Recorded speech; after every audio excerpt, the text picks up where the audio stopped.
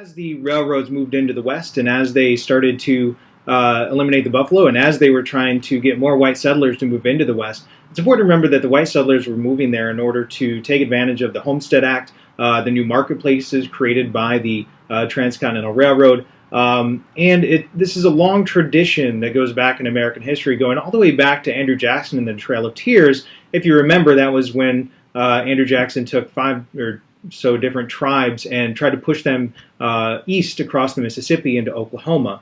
So this a very similar goal is happening here in the 1880s and the 1890s, and that is to push Native Americans from their traditional tribal lands onto reservations. And even then that wasn't good enough, because as new mineral resources were found to be present, or as more white settlers wanted to get into the territory, the Native Americans were pushed onto smaller and smaller reservations.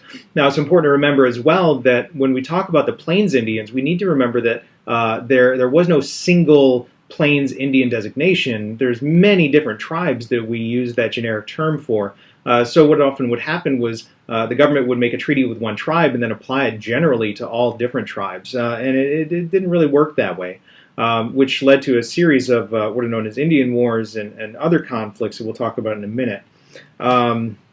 Oftentimes, even with these treaties and reservation systems, the Native Americans are going to be taken advantage of by corrupt government officials who would pocket the money that was supposed to be used to relocate the Native Americans and basically let them fend for themselves, even though legally they were not supposed to do so. They're supposed to be providing help and assistance.